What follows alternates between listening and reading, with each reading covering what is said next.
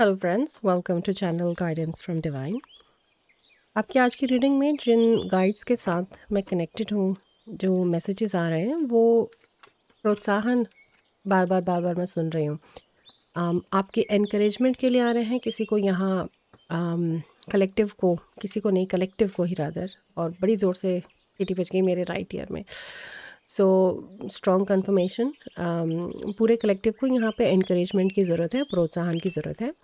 तो उसके around they're asking me to एक पहले कुछ टू पुल सम कार्ड्स एक साथ, क्योंकि कलेक्टिव रीडिंग की वजह से डिफरेंट मैसेजेस हैं सबके लिए। तो आपके गार्जियन एंजल आपको बोल रहे हैं यू आर नॉट अलोन। ये उनका सपोर्ट है। The first opening card is from your guardian angel, आपकी टीम की तरफ से। आपके एंजल्स, गाइड्स, जो भी, वो मेरे कान में सीटी बजी थी ना, ये उनकी प्रेजेंस है।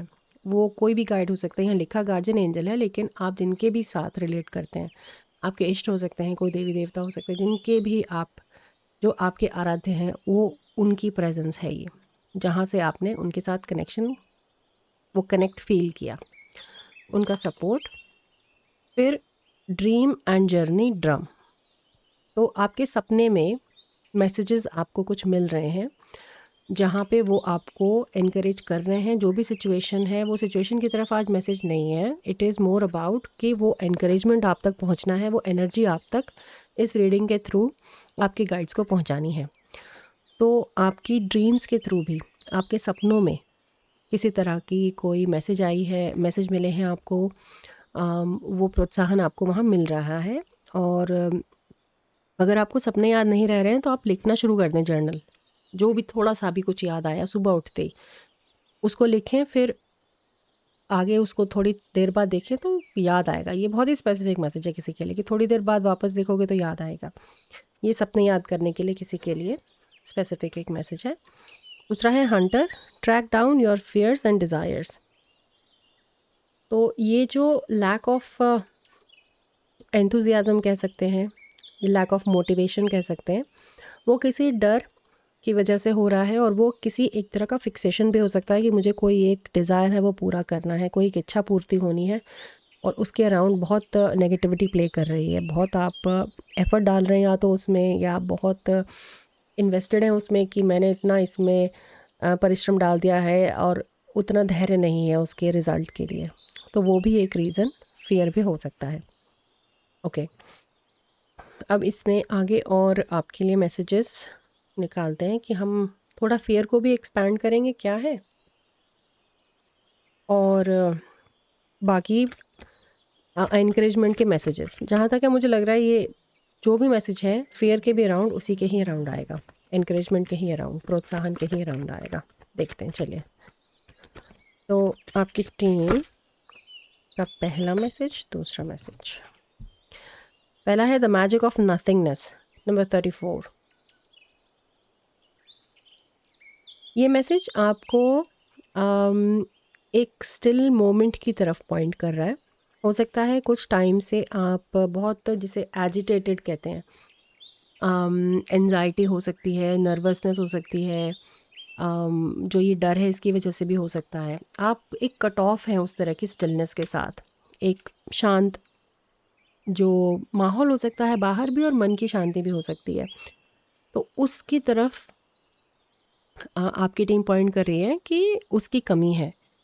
उस स्टिलनेस के साथ जब आप कनेक्ट करेंगे, चाहे आप ध्यान लगाते हो, पूजा करते हो, माला जपते हो, जहाँ भी आप शांति से बैठते हो, टाइम स्पेंड करते हो नेचर में, वॉक पे जाते हो, कुछ इस तरह का जो भी आप करते हैं जहाँ से आपको वो ग्राउंडेड फीलिंग होती है, स्टिलनेस आती है, उसको करने की ज़रूरत है। क्योंकि बैलेंस की बहुत यहाँ पे कमी है आपकी एनर्जी फील्ड में। 34 is 7 and 7 is number of balance. तो यहाँ इम्बैलेंस की तरफ एनर्जी आ रही है, पर फिर भी वो कह रहे हैं कि प्रोटेक्टेड स्पेस है, परेशान होने वाली बात नहीं है, लेकिन आपको अपनी तरफ भी इस तरफ ध्यान देना चाहिए। That is the first message. दूसरा मैसेज है ट्रस्ट द कॉल, नंबर 44।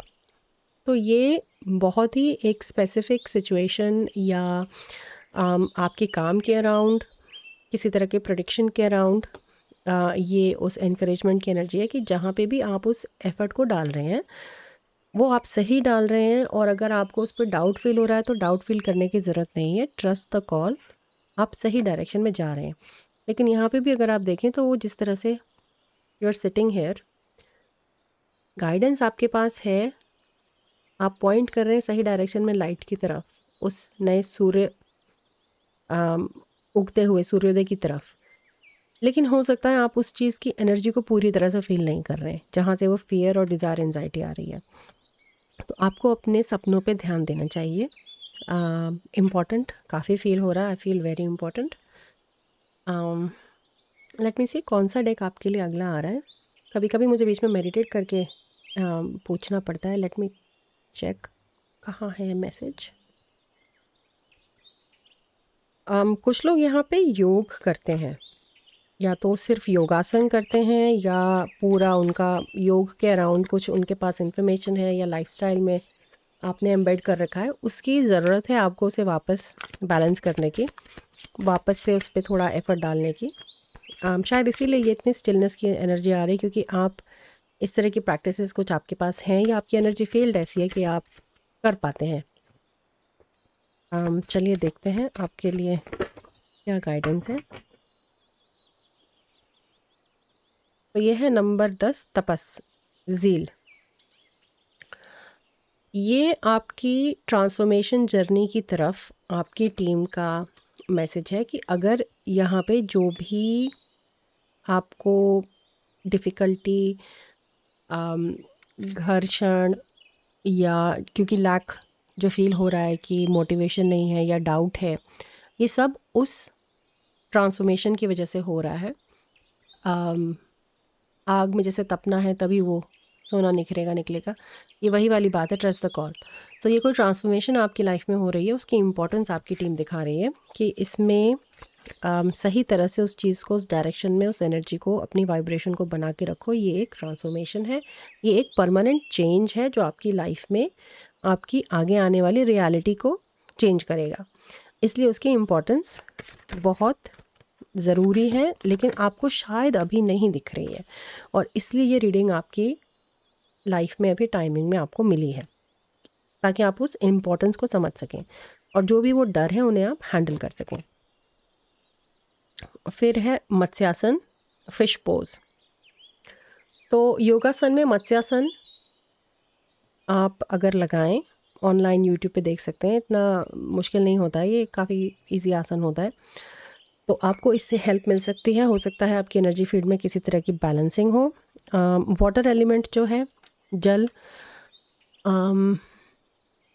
और हो सकता है थोड़ा सा मून एनर्जी, जो चंद्र की एनर्जी है, वो प्ले कर रही हो। और मून की एनर्जी में एक इल्यूजन भी हो जाता है, आ जाता है हमारी सोच में। तो आई थिंक इसीलिए आपकी माइंड में, आपकी हार्ट स्पेस में जो वो मोटिवेशन की कमी है, वो शायद उस चंद्र की वजह से हो सकता है। अगर आप पता लगाएं आपके चार्ट में चंद्रमा कहाँ है, क्या कर रहा है। चंद्राष्टम एक चीज़ होती है। तो चंद्राष्टम, अगर जैसे मैं क्विकली आपको 1 मिनट देके समझाऊं कि आपका जिस घर में चंद्र है, वहाँ से 8वां घर, तो जिस घर में होता है उसी को काउंट करना होता है। तो मान लीजिए आपका एरीज़ में है चंद्र, तो आप इसे काउंट करेंगे 1 2 3 4 5 6 7 8, स्कॉर्पियो। तो आपका चंद्राष्टम स्कॉर्पियो है। तो जब भी मंथली मून साइकिल में जब चंद्रमा ट्रांजिट करेगा स्कॉर्पियो में, अगर आपका चंद्र एरीज में है, तो जब वो पहुंचेगा स्कॉर्पियो में, उस टाइम आपको सबसे ज़्यादा ये फियर फील होगा, सबसे लेस आपको वो मोटिवेशन और इम्बैलेंस की एनर्जी फील होगी, क्योंकि उस वक्त आपका सबसे ज़्यादा नेगेटिव प्रभाव है चंद्र का। इसे चंद्राष्टम बोलते हैं। इस वक्त कोई डिसीजन नहीं लेना चाहिए, कुछ इस तरह का सोशल वगैरह भी पॉसिबल हो तो नहीं करना चाहिए, क्योंकि हम कुछ भी इस तरह से एजिटेशन एनर्जी में जैसे बोल सकते हैं, हम बैलेंस में नहीं होते हैं। तो हमें बहुत सतर्कता के साथ, सावधानी पूर्वक उस वक्त 2-2.5 दिन निकालने चाहिए। तो आप अपने चार्ट में देख के पता लगा सकते हैं, क्योंकि आई थिंक ये एनर्जी आपके लिए काफ़ी स्ट्रांगली प्ले कर रही है। वाटर एनर्जी भी हो सकता है इम्बैलेंस में हो, इसलिए आप थोड़ा सा इमोशनली अपसेट फील कर रहे हो, मोटिवेशन की कमी हो। तो उसके लिए आप एक क्लेंजिंग बाथ ले सकते हैं। आप अगली बार जब भी नहाएं तो आप वाटर एलिमेंट के साथ कनेक्ट करके बोल सकते हैं कि मुझे प्लीज़ क्लेंस करिए। तो जो भी पानी आपके शरीर पे आएगा, वो आपको क्लेंस करके जाएगा, ऐसा आप इमेजिन कर सकते हैं। ब्रीदिंग कर सकते हैं उस दौरान, जिससे आपकी क्लेंजिंग हो। दूसरा है 43 समाधि एनलाइटनमेंट।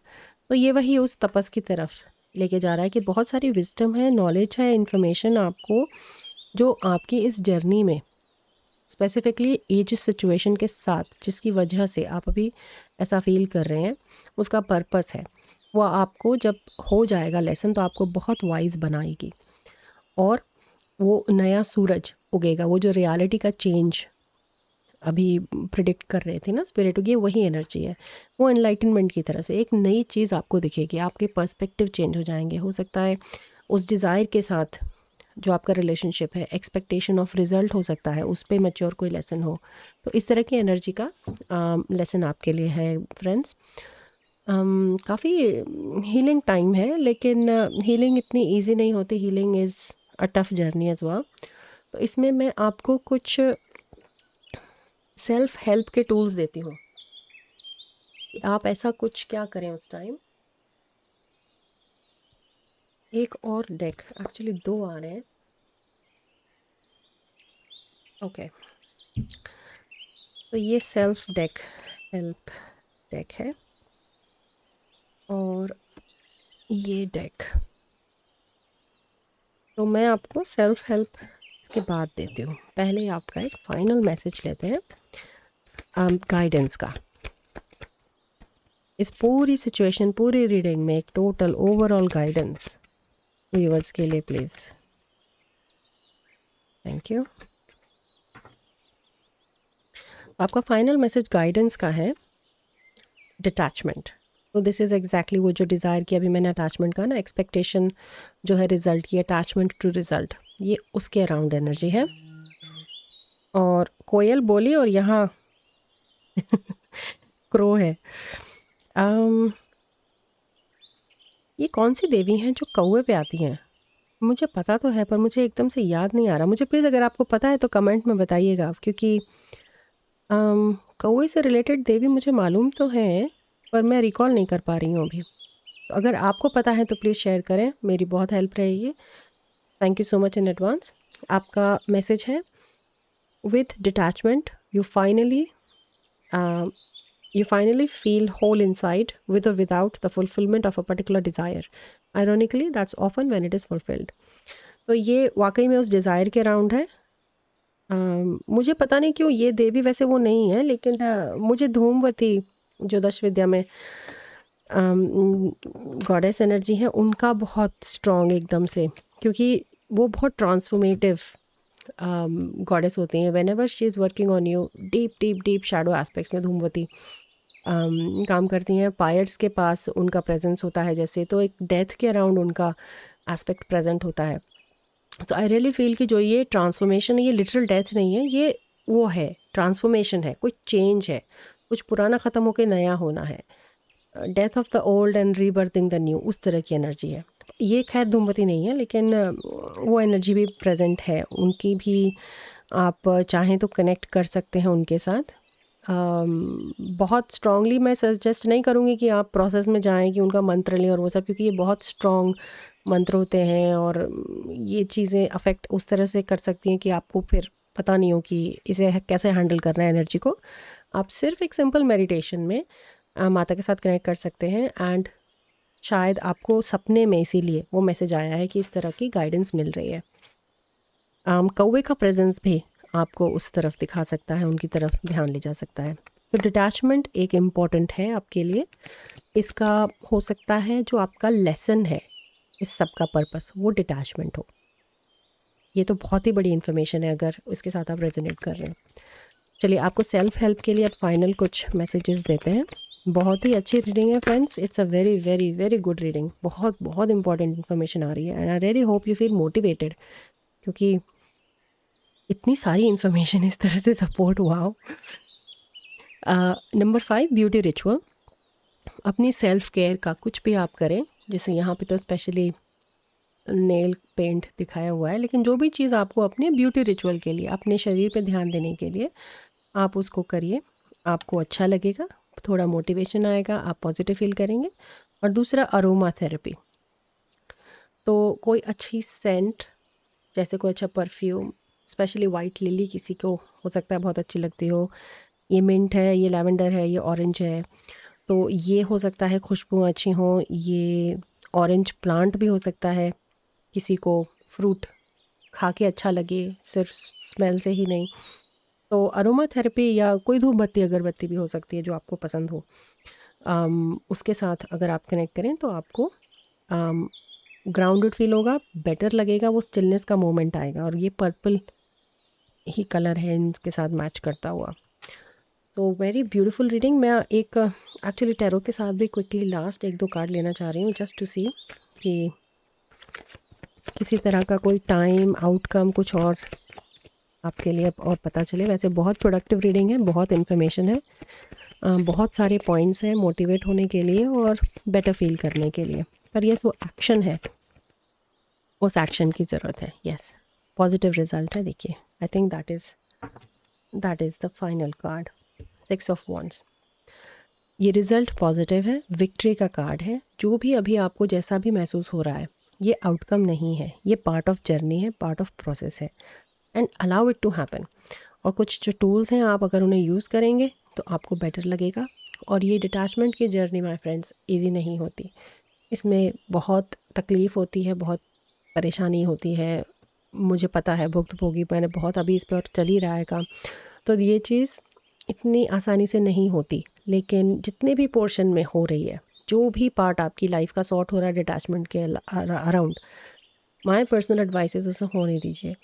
बिकॉज ये बार बार नहीं आते मौके।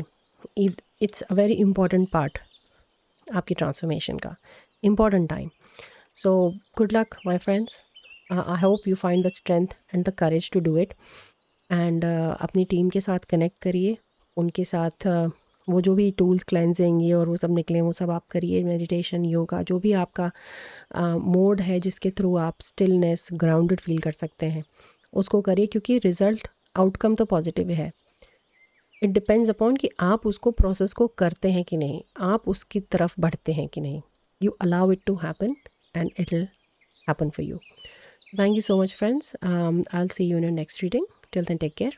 Bye bye.